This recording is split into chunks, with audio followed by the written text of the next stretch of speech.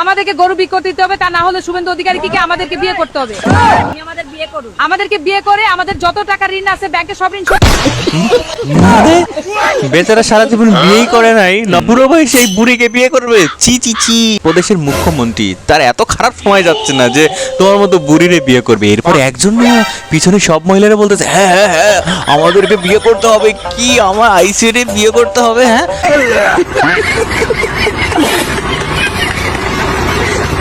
Hello জয় Shriram, কেসো up?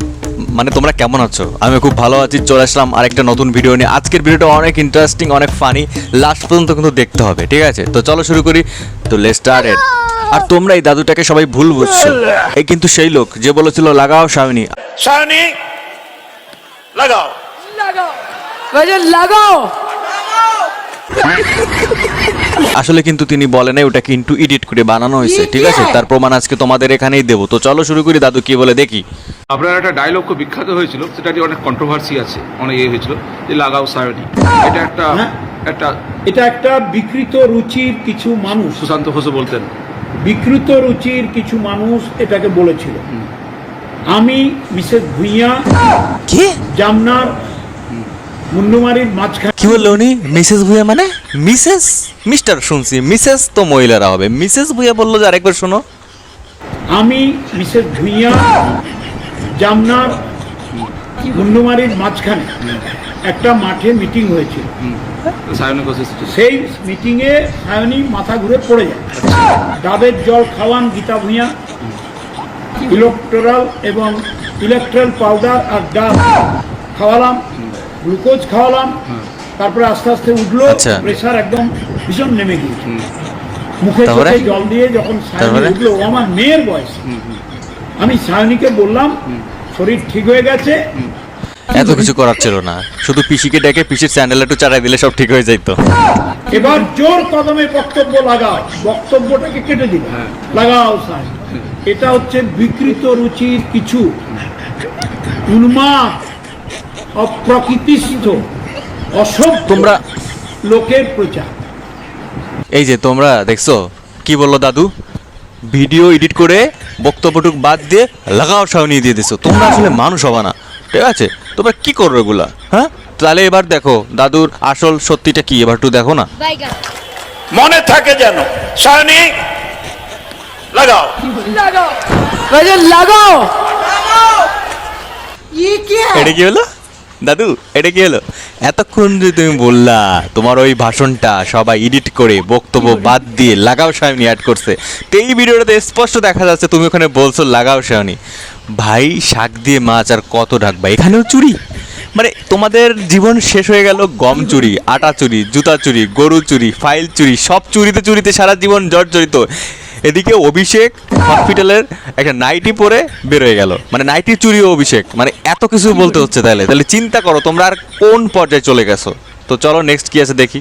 কিভাবে মারলো হলে বিসিটিভি ধরেছে, পাউরুটি মিষ্টির সঙ্গে কি একটা খাইয়ে দিয়েছে,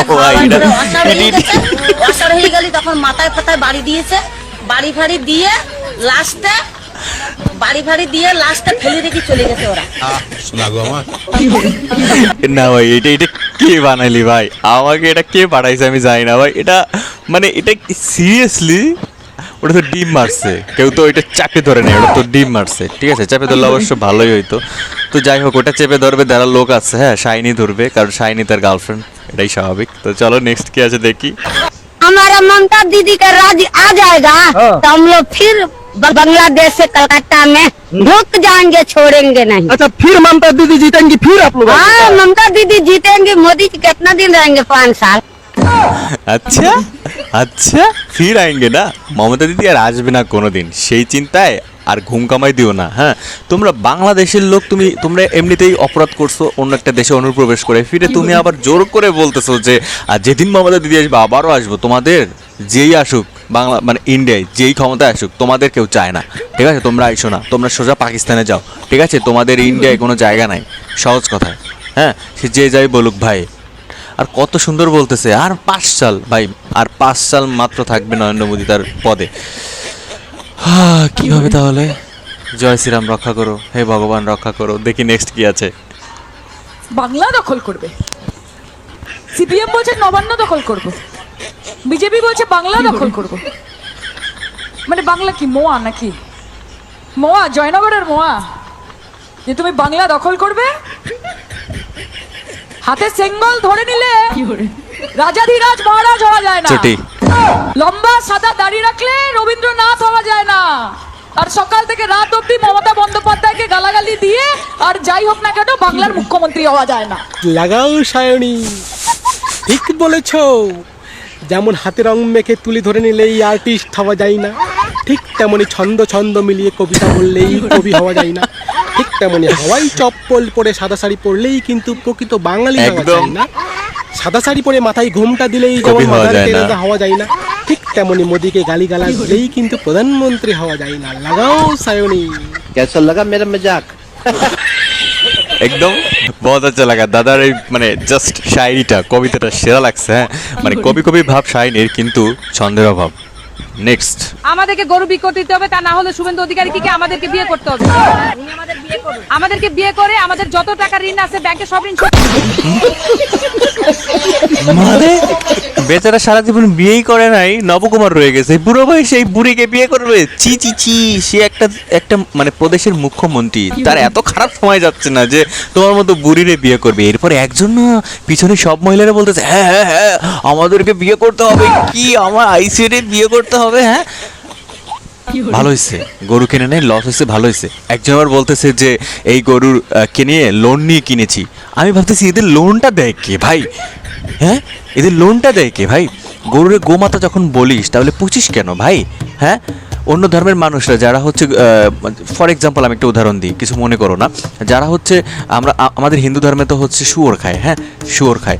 এখন অন্য ধর্মের মানুষরা তো, যেমন মুসলমান ধর্মের মানুষ কিন্তু শুয়োর খায় না, তারা কি শুকর পোষে হিন্দুদের কাছে বিক্রি করার জন্য? তাহলে আমরা কেন গরু পুষি ওনাদের কাছে গরু বিক্রি করার জন্য? এই প্রশ্নের উত্তরটা দিয়ে যাও।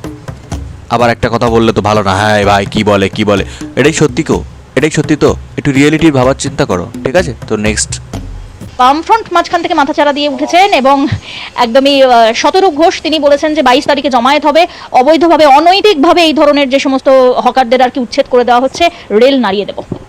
কি দাঁড়িয়ে দেবে? রেল নাড়িয়ে, রেল মানে রেলগাড়ি না? না রেলের সিস্টেমকে আর কি রেলগাড়ি কাঁপিয়ে দেবে, তার মানে ও জেহাদি নাকি? ছেলেকে শতরূপ হ্যাঁ আমি চিনি, আমিও চিনি। অস্বীকার করবো, আমি কি চিনি।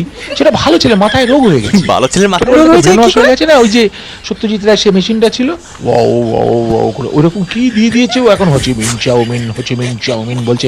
জেহাদি ভাই কি রোস্ট করে দিল ঠান্ডা মাথায়। জাস্ট দাদু তোমাকে সেলুট তো জানাতেই হয় ভাই, এত বুদ্ধি, তার জন্য দাদুর মাথা থেকে চুলও চলে গেছে। এত বুদ্ধি, আর নিতে পারতেছে না চুল, ভাবতেছে ভাই এই টাকায় আমি থাকতে চাই না, এখন আমারে রক্ষা করো। না জোকস করলাম, কিন্তু তার সেন্স অফ হিউমার আর হচ্ছে এরকম রোস্টিং লেভেলটা, হাসিয়ে সুন্দর মুখে মুখে বলে বলে এটা খুব ভালো লাগছে আমার। দাদু নমস্কার, জয়গুরু, ইন্ডিয়া আসলে দেখা হবে তোমার সাথে, তো লেটস গো।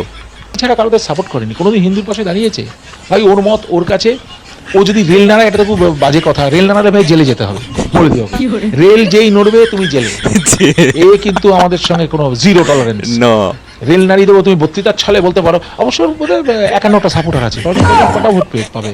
51টা ভোট, 100টা পাবে, 100টা সাপোর্টার আছে। ওই ব্রেন ওয়াশ ওই মাথায় দিয়ে দিয়েছিল, কোত্থেকে যে নুইসেন্স গুলো আসে। যদি জ্যোতিবাবু থেকে আরম্ভ করে শেষ অব্দি বুদ্ধবাবু একটুখানি বাইরে বেরোনোর চেষ্টা করছে, সিপিএমইউকে হারিয়েছে।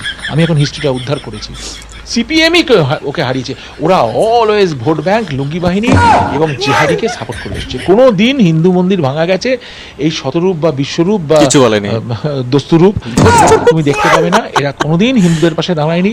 দীপুচন্দ্র দাসকে জ্যান্ত পুড়িয়েছে, সে নিয়ে কোনো কথা বলেনি।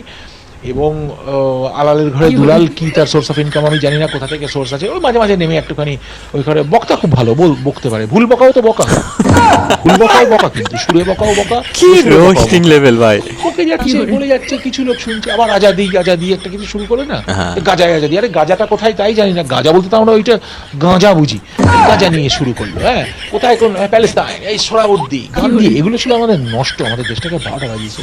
আমাদের একটা সনাতনী ধর্মের ভারতবর্ষ দেশ, তবে এদের তো এমনি, তবে আমার মনে হয় ভেতরে ভেতরে ওরা এনজয় করে। ঠিক দুর্গাপুজোয় যায় দেখবে দাড়ি পড়ে যায় আমার।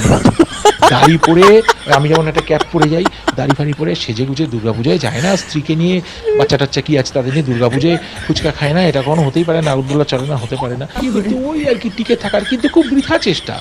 অবশ্য কেউ তো বড় চাকরি করে, কেউ ছোট চাকরি করে, কোনোদিন তো আর ভোটে জিতবে না। ইন্ডিয়াতে বামের কোনো ব্যাপার নেই। হোচিমিন চাউমিনে আমার বন্ধু গেছে, যুধাজিৎ গেছে, এখন ভিয়েতনামে খাচ্ছে বলে একদম বাংলা বাজার। ওই জন্য মাওগুলো এটাকে ওই করে, মানে কোনো নিয়ম কানুনের কোনো কিছুর মধ্যে নেই। ও তো আমেরিকান সিটিজেন, তো ওই তোয়াক্কা করে না কোনো কিছু, ওই জন্যই ওদের বোধহয় এটা পছন্দ। আর এই মাঝে মাঝে ওই জিহাদি সুরে দুই একটা কপচাবে, তারপর শেষ হয়ে যাবে।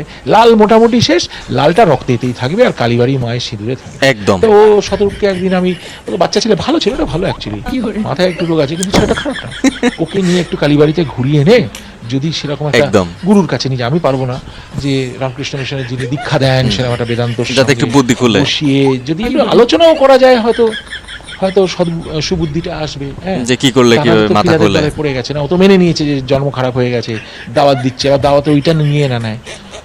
কাজে এদের একটু বাঁচানো দরকার, ওদের একটু বাঁচানো দরকার, একটু মাথা হাত দিয়ে স্নেহ ভরে গান শুনতে ভালোবাসে, আমার কাছে আসবে, আমি ভাবছি ডাকবো, এসে আমি গান টান করি, শুনে যদি একটু রোমান্টিক ভাব আসে, একটু ভক্তি ভাব আসে, আলটিমেট তো ভক্তি যোগ।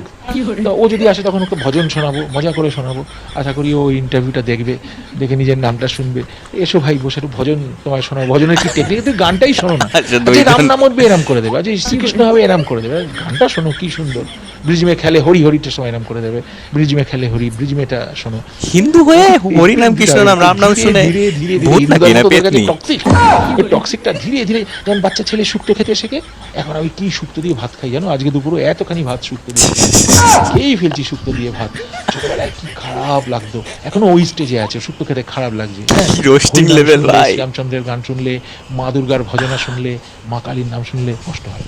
তো ওকে ওই গানটা শিখিয়ে দেবো, আমায় একটু জায়গা দাও মায়ের মন্দিরে, আমি অনাহত একজন, চাইলে মা ক্ষমা করে দেয়, অবশ্যই নিজে বলে গেছে, অবশ্যই মা ক্ষমা করে দেয়, বলছেন আমি অনেক পাপের পাহাড় শুধু করেছি, ভক্তি লাগবে, পাপের পাহাড় তো তুলোর পাহাড়, তুই মা নামে ফুঁদে সব উড়ে চলে যাবে। রাইট, ওকে রামকৃষ্ণ এটা তো শোনাও না, তোমাদেরও তো দায়িত্ব, আমি তোমাদের ইউএসবি তে দিয়ে দেবো, ইউএসবি তে দিয়ে দিব, আমার না হয় 200 টাকা গেল একটা ইউএসবি, যাক না, তার জন্য যদি একটা পাগল ছেলে ভালো হয়ে যায়, ভালো শরীরে একটা পবিত্রতা আসে, একদম। রোমান্টিক যদি শোনে, ইয়াং ছেলে শ্রীরাধার মনভঞ্জন দেবো, এগুলো শোনা উচিত, শুনলে মনে কি রোস্টিং লেভেল ছিল, সেন্স অফ হিউমার দেখছো, আমার খুব ভালো লাগছে দাদুর কথাগুলো, মানে জাস্ট ঠান্ডা মাথায় এমন মগজ ধোলাই দিল, ঠিক আছে, মানে সেই দাদুর কাছ থেকে শিখতে হবে রোস্টিং কাকে বলে, আমাকে একটু শিখাও দাদু, আমিও নতুন শিখতে চাচ্ছি।